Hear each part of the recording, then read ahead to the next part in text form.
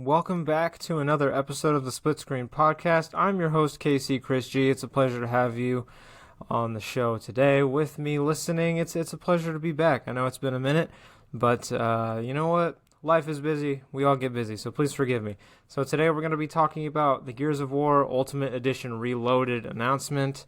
That was announced at the beginning of the month, and also at the beginning of the month, we're also going to be talking about Grand Theft Auto 6 being delayed, what that might mean, and what that might say about what's going on with the game. So stay tuned.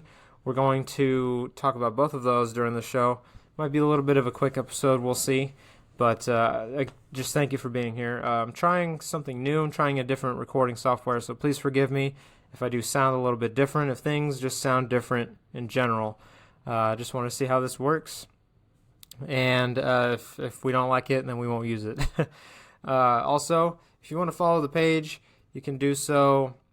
You can follow the show on Facebook. It's Split Screen Podcast. We're also on Instagram and X. Both of those are Split Screen KC. Give the show a follow. Leave some feedback. Give some ideas for future topics to talk about on the show. I'm Chris Garcia, again, KC Chris G. And let's just get right into the show. Let's keep it short and sweet, so I'm not wasting too much of your time. So I want to say this when we talk about Gears of War first, because this announcement came on May 5th. If you aren't familiar with what's going on, they announced another addition to the first game. So like Ultimate Edition came out about, I think it was about 10 years ago, and now they're doing basically a redone version of that remaster, but for today's console generation. So let me just get a little bit more into that. But first, let me say this. The Gears of War franchise has always been very beloved in the Mexican community in particular for a multitude of reasons. Firstly, you know, the series of games actually had a lot of attention and love put into it for the Spanish dubbed versions of the games. And, you know, unlike some other dubs that might have just phoned it in or didn't even bother to make a dubbed version of the game, the Mexican version, or the Mexican versions, the versions that are in Spanish were very well received, excuse me, by the Mexican community in particular. And another big reason, in my opinion, is because of representation, right? With a main character like Dominic Santiago in all three of the games in the original trilogy, he became an icon alongside Marcus Phoenix, especially, again, to the Mexican community. And in the new trilogy, the representation sticks with characters like Kate and Reina and Oscar Diaz, along with Gabe Diaz, who was in the main character in Gears Tactics. So Kate, though, she was a main character in the fourth and fifth game. Reina was a character in the fourth game, and she comes back in the fifth. And Oscar, he was in the fourth game. But you could tell they were very heavily inspired and influenced by Mexican culture and influences in these games. Epic Games never shied away from representing the Mexican community in their games, and the Coalition has kept that tradition alive in their games as well as their social media pages for the most part. You know, the official Gears of War page will post on Cinco de Mayo often, every year, along with Dia de los Muertos, to celebrate those holidays with the Mexican fans, because they know how big the game and the player base is, and the fan base is in Mexico in general. So it's really cool to see. They definitely embrace that slice of the fandom and continue to nurture it.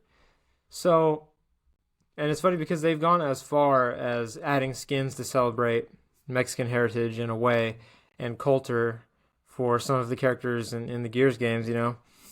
I remember in Gears 4 they had some characters' faces being pasted like calaveras or sugar skulls to a lot of people, and their armor was just really colorful. So it's really cool to see that, and I hope they keep that going. So what does this have to do with Gears, right? The reason I'm bringing this up is because I was eagerly awaiting, anticipating a Gears of War Facebook page post or on their X page, whatever, to commemorate Cinco de Mayo. Maybe just a post, a picture, something, right? And instead, we got something else entirely. We got the announcement of Gears of War Ultimate Edition Reloaded on May 5th. So I don't know if they planned this announcement for Cinco de Mayo or if it was just a happy coincidence. But either way, they kept the tradition alive, and we got something yet again from Gears of War that day. So thank you for that. Is it relevant, the lecture I just gave? Probably not, but I just wanted to throw it in there because it was on Cinco de Mayo. And I don't know if they they posted it for that reason, if they planned it for that, but it is what it is, right? So let's talk about it really quick. What is Gears of War Ultimate Edition Reloaded, Remastered, Ultra Edition, Max, Pro Max 2 Tournament Edition? It's basically an update to the original Ultimate Edition that was released on August 25th of 2015. So that was a great birthday present that they gave me that year. The year after I graduated high school, I remember I bought that day one. But it's for modern consoles, so it's going to be on the PlayStation 5, spoiler alert. It's going to be on the Xbox Series S and X, and it's going to be on PC. Nothing mentioned about the Switch or the Switch 2, though. So, I'm sorry, Nintendo fans, but you are not going to be experiencing the what do you call it? The tantalizing taste of the third-person shooter genre that is Gears of War. Not yet, at least. We'll see about that in the future, though. So, now moved over to, well, actually, and before we get into that, the original Ultimate Edition was actually a full remaster of the original Gears game that was released all the way back in 2006.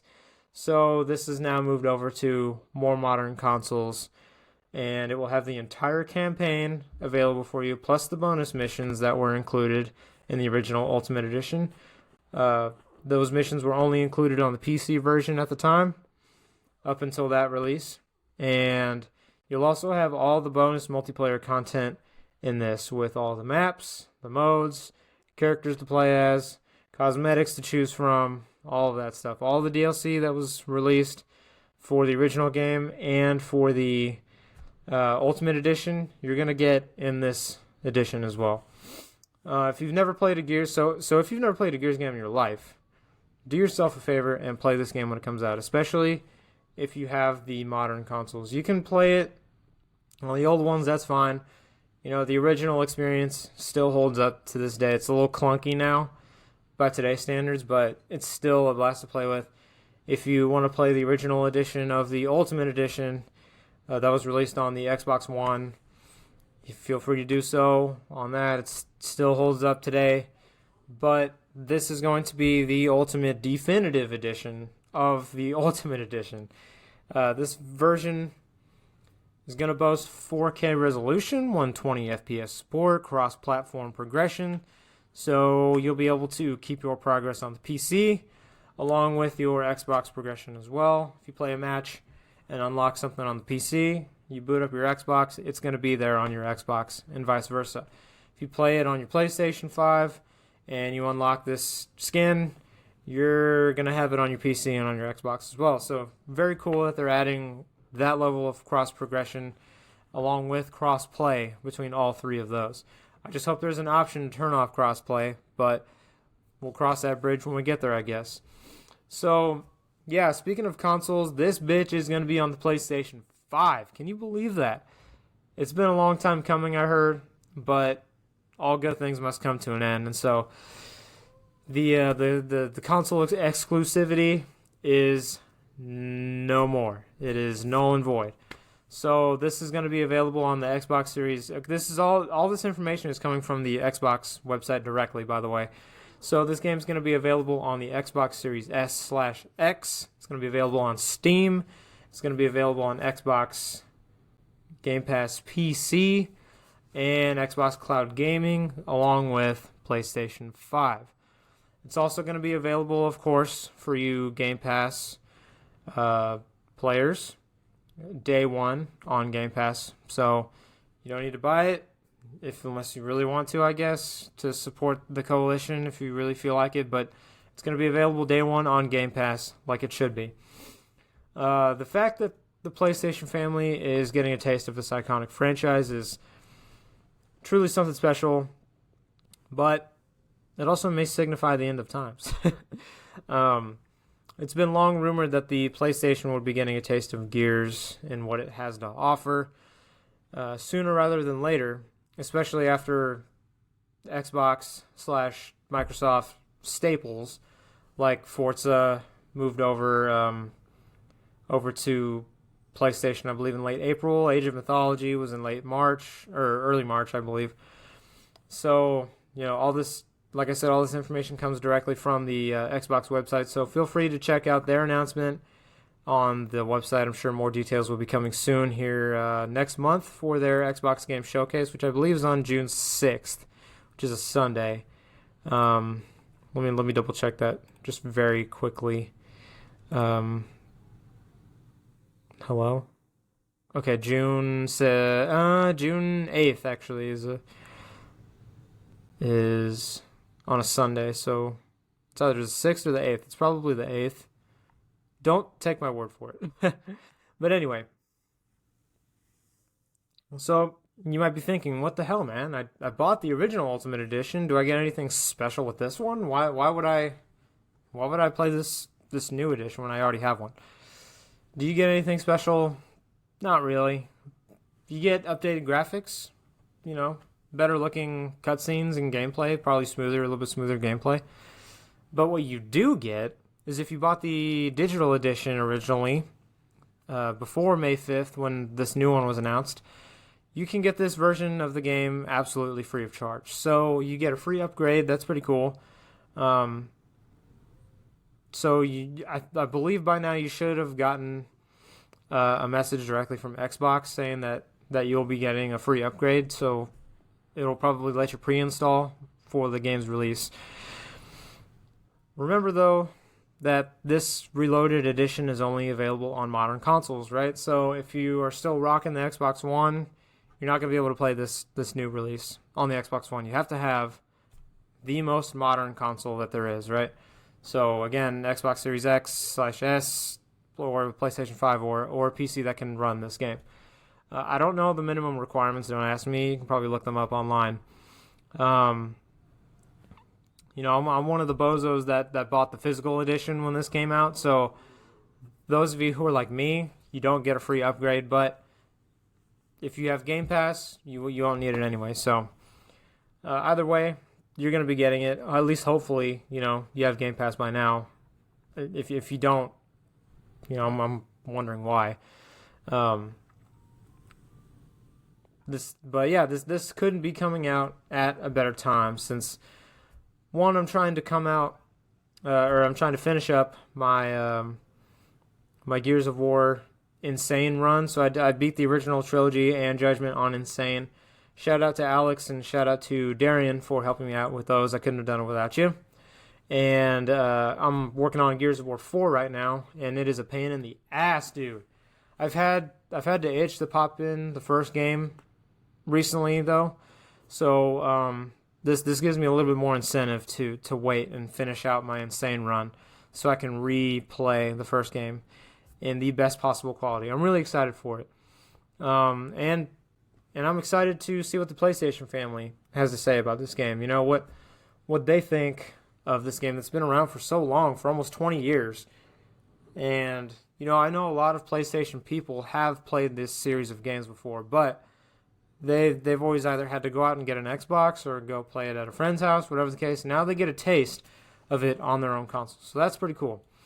And the Coalition and Microsoft knew that I was such a big fan of this series that they decided to release this bitch just 2 days before my birthday as a special thank you to me personally for always sticking with them for the whole lifespan of the franchise through thick and thin. So thank you, the Coalition. Thank you, Microsoft, for really taking my birthday into consideration. You guys are awesome. This game comes out on August 26th of 2025. So, from what I've seen, reception seems to be a little bit divided. On one side, you have a lot of people praising the remake, saying, not only has it been a full decade since the last remake's launch, but this version is also going to improve the performance of the game as a whole massively and offer better resolution than before. People are also looking forward to seeing the reception from the folks on the PlayStation side of the aisle to see what their thoughts are on the series that we've had the pleasure of playing for, like I said, nearly 20 years. So that's crazy. But on the other hand, people are disappointed that it's a remake of the first game again. People have been begging for a Gears of War 2 remake/remaster for years, and I mean years, since that game is a lot of people's favorites. And I must admit, I'm a part of that crowd too. People have been wanting to see that game on current hardware for a while now, and to see a game that's already been remade be remade again can be a bit of a letdown for a lot of folks. I remember I reported on this before. There were a lot of rumors that a Gears of War Master Chief Collection style collection was, with Gears of War 1, 2, and 3, with 1 and 2 being remastered, releasing later this year. Again, I covered that in a later episode, or in an earlier episode, excuse me. I don't remember what the name is of that episode, but please check it out. I think those rumors showed that many people would eat that up without question. They would buy that, no questions asked, myself included. So that rumor did state, however, that there would be no multiplayer component to that release. It would strictly focus on the campaigns, which is fine by me. I play those games mostly for the campaign. I used to play them for the multiplayer, but now I play them for the campaign. If I want multiplayer, I play 5. So I don't know what to think of that rumor anymore now that this has been announced. If they're letting this game fly solo, then I don't think there's any room for a collection of games that include 1, 2, and 3. Maybe there's hope for a release of 2 and 3, or maybe just 2, 3, and Judgment. I don't know. Those were just rumors. I know a lot of people got their hopes up based on those rumors, but I don't know. I must say they are doing the right thing for the PlayStation fam, though, because imagine if they ported the original 2006 edition of this game to PlayStation, right? Having to play a nearly 20-year-old version of this game for your first experience of the franchise would have not only been grueling, but also frustrating, right? You got this old gameplay, old sound effects, clunky controls. That would not sell well at all. So remastering this with the PlayStation side in mind was the right move. And if you remaster this game on current hardware, you can't just give it to the PlayStation side. You got to do it for everybody. If you do it for one, you do it for all. So I get it. They had no choice but to do this. Anything that comes out on PlayStation, it has to come out on Xbox. That's just how it is. So what are your thoughts of this remake? If you're a PlayStation person, do you plan on playing this? Do you plan on buying this? Do you think it's all hype and nothing special? Xbox players, do you plan on picking this up? I'll be playing this game for the umpteenth time when this releases day one,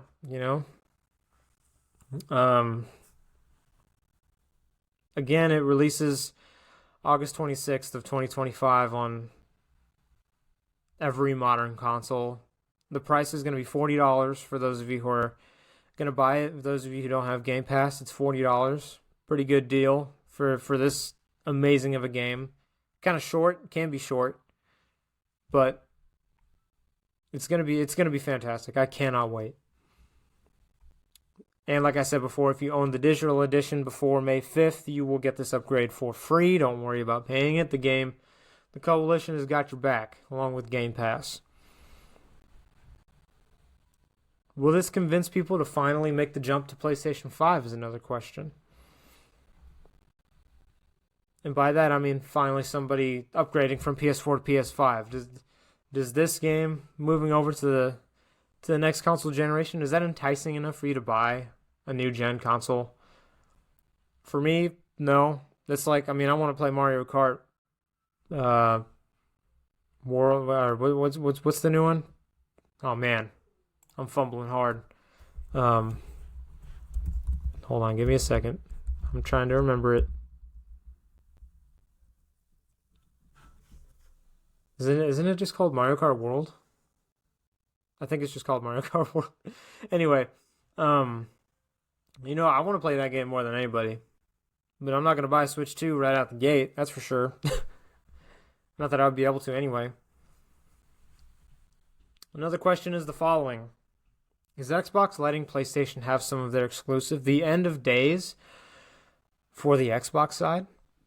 Is this Microsoft waving the white flag to Sony? Yeah, maybe. There could be an argument made for yes and no. On the side of yes, it's quite simple. Everybody knows that Microsoft and Xbox have been losing the quote-unquote console war for 2 generations in a row. In the eyes of many, the Xbox 360 was the last bastion of domination for Xbox in the console war. The shining beacon that people still look for when it comes to that side of the aisle. I was one of those folks. I've stuck by Xbox through thin and thick. I said that backwards. But I also can't deny that the 360 was the point where I found myself enjoying games on an Xbox console the most. The franchises were peak. Those are the years that we had the golden age of Call of Duty. You got Gears 1, 2, and 3. And Judgment. You had Halo 3. Everything was peak. Mortal Kombat 9. I know that was on every console, but still. The golden age of gaming was during the PlayStation 3 and Xbox 360 console generation. And the Xbox 360 won that generation, at least in my opinion. The innovation during that generation was innovative, right? And it's gone downhill since then. Business practices on both sides have gotten objectively worse, but Xbox hasn't been helping itself either. To give you a couple of stats, the PlayStation 5 has outsold the Xbox Series X/S by 3 million units in the last year. In the last 12 months. And the total lead over the lifespan of this console generation is 8 million units on the PlayStation 5, plus 8 million units on the PlayStation 5 side. That ain't good. So this could be Xbox saying, okay, you win. Here's some exclusives. And hopefully enough people will buy them so we can make up some of that lost cash from the sales of these games. I don't know if that's actually the case, but it could be something to consider. On the other hand, this could be a move that is more calculated than we might think. Maybe they're going to drip feed the PlayStation users over the course of several years. Kind of like how many games do with DLC content nowadays to justify a game being released half-assed. That's neither here nor there. That's another argument for a different episode.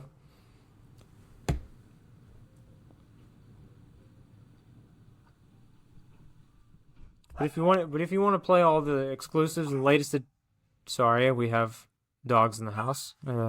Excuse me. But if you want to play all the exclusives on the latest additions to those franchises, then you're going to have to get an Xbox. And that might push some PlayStation users over to the other side. It's earning money via the long game, right? I don't know if this is the case either, but it's also something to consider.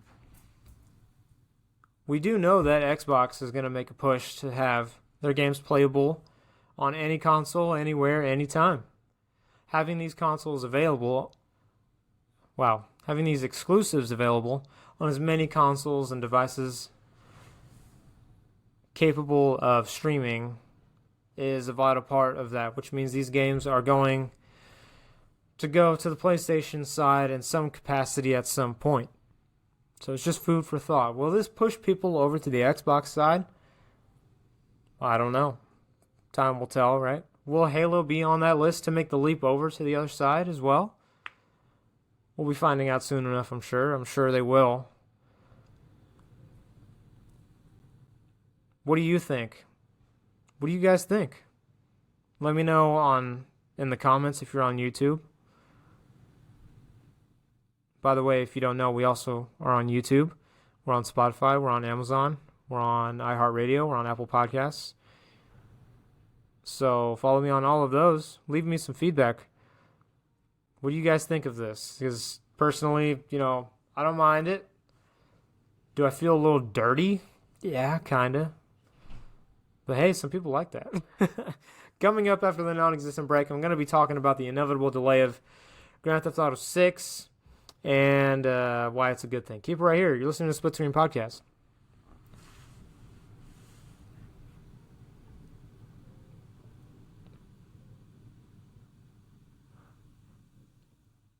Welcome back to the show. Thank you for sticking around this far into the show. I appreciate you so much. You're all so beautiful. This segment is going to talk about how we all just took a massive knife to the chest. This says my notes say today because I wrote these notes a long time ago, but it was a while ago now. Why we took a massive knife to the chest, and it was announced that Rockstar delayed Grand Theft Auto 6 to May 26th of 2026. So, just saying there's 3 6s involved in that. What do you take from that? I don't know. Cringe. So this was announced on May 2nd, 2025, after we waited almost a year and a half to hear something or see something from Grand Theft Auto 6 since the first trailer released in December of 2023. That is outrageous. That is crazy. It's unacceptable, to be honest. If I'm being for real, that's terrible. Do better, Rockstar. But it comes as no surprise since it took that long to even announce a delay. So we're probably not going to hear about this game until, April of next year. That's my guess. Anybody want to open a poll and we can put money down on it? I don't think that they would have shadow dropped this bitch like Oblivion, the Oblivion remake did. This game is just too monumental to release in such a fashion without the marketing and the push to really sell this game. They're going to make sure that everyone knows this game is coming out, whether you like it or not, and that you should pre-order as early as you can and schedule your time off work accordingly, because I'm going to take some time. I'm going to take 2 days off of work when this comes out. Anyway, Grand Theft Auto 6 was anticipated originally to release in the fall of this year, 2025, and I can assure you that everyone over at the offices at Activision probably just threw a major party, because they know damn well that they won't admit it, but they were scared of having to face the Goliath of competition that is Grand Theft Auto in their general annual release fall window. Now they can still push out the same content they have for the past decade and charge people a ton of money for a DLC update, $70 for a DLC update, and really, really focus on their microtransactions and focus on what bundles they're going to come up with next now that they don't have to put out a quality product this year since they're not facing competition from Grand Theft Auto. Other developers are probably relieved as well. With that comes the stress of other developers having to work around this new release window, right? I bet you some developers are like, ah, shit, now we gotta figure out what new date. Now that Rockstar officially announced the release date, we didn't even have an official release date until then. They were just saying 2025. That's it. And now we have an official release date. So bittersweet. This comes just after a month of the. What are my notes doing here? This comes just a month before the annual. Okay, I see. Before the. Sometimes I confuse myself with my notes that I have here. This comes just a month before the annual summer event that the developers and publishers hold for their game announcements. So now they're probably going to have to be editing those slides and announcement dates if they plan to adjust to a new release date. Before this delay, however, like I said, we didn't even have a release date, so who knows if they even had a release date in mind either. They might have just said, yeah, we're going to tell you 2025, get your hopes up, get you through the close to the middle of the year, and then we'll tell you the real release date once we figure that out. Will they be able to stick to that release date? Time will tell. Maybe, right? Who knows? But with that delay, Rockstar decided to recompense their fans by releasing the second trailer for Grand Theft Auto 6. This new trailer was released on May 6th. Again, a lot of sixes in this. I don't know why. It's currently at 101.1 million views and counting. It's probably more than that. Let me double check that. GTA 6 trailer 2. So, but when I wrote my notes, it was 101.1 million. Now it's at 114 million. And that was, when did I write my notes? I wrote that maybe 2 weeks ago. So, yeah, that's pretty crazy. It's gotten 13 million views in 2 weeks. That's insane. So just so we have some numbers for comparison.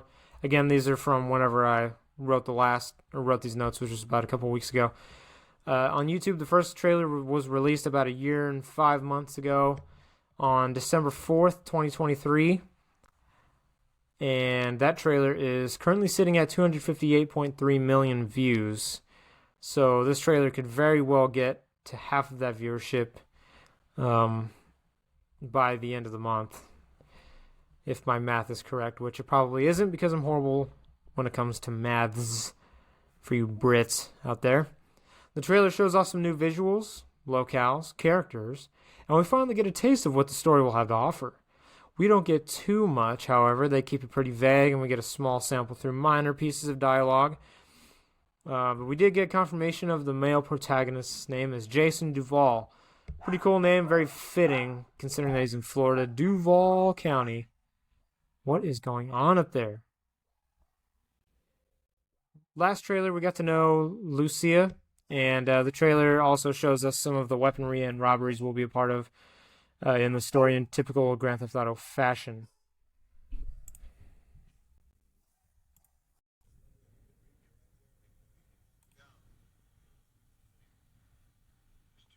So if you haven't seen the trailer yet, please go view it on the official Rockstar channel on YouTube.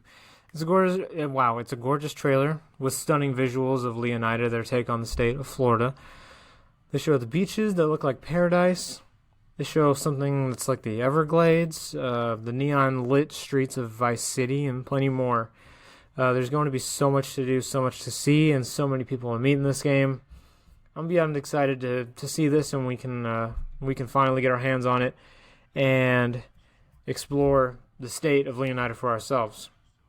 So while the delay might frustrate some fans, it may not be the worst thing in the world. I mean, sure, we've been waiting over a decade for a sequel. That doesn't mean that Rockstar has actually been working on this game since the launch of Grand Theft Auto 5, right? I mean, they had to work on other projects, one of which was Red Dead Redemption 2. And, of course, GTA Online, which was supported over the years. So it's honestly impressive what they've accomplished with this game in those years since starting the development of GTA 6, whenever that may have been. We've been waiting for so long that I don't mind the delay. I mean, I've had enough patience up to this point. So what's another year to me, right? Um, I just know some people out there are going to be taking extra care of themselves. Like, man, I got to be around for GTA 6. I got to make it another year. That's ridiculous. So I'd rather this thing get delayed and come out in near perfect condition than rushed to a degree, quote unquote, and have it be a colossal failure with bugs and glitches and really be sloppy and choppy at launch with visuals and buggy gameplay. So, what am I excited about to see in this game? Well, I'm excited to see how they handle the main characters, one of which is a woman. That's the first time that's happened in this game or in this franchise. That's a big thing. Sure, you can play as a woman in GTA Online, but you didn't have any voice lines. No one had voice lines in GTA Online. It was like the whole COD Zombies ordeal with operators. It just doesn't work. It's just silence from those characters during the cutscenes, and it looks silly and it looks dumb.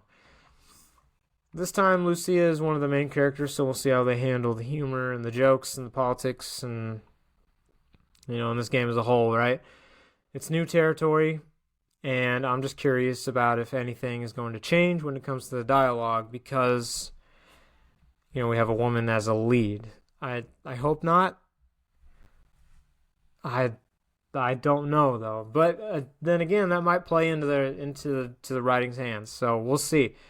You can keep things the same, or you can joke about how you can't make it the same. And I also don't know which side they're going to be attacking because GTA 4 attacked the right, and GTA 5 attacked the left.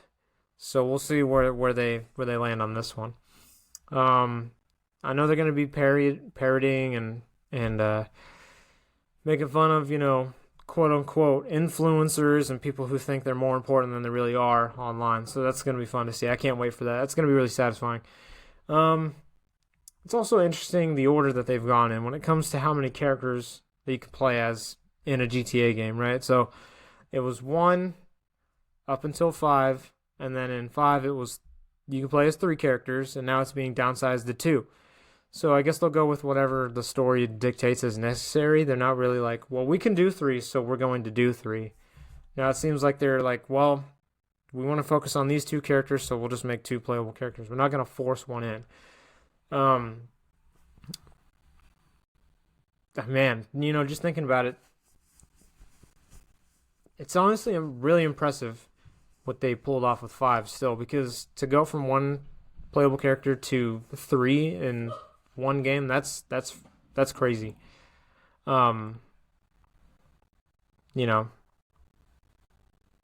What's next? Maybe 4 characters?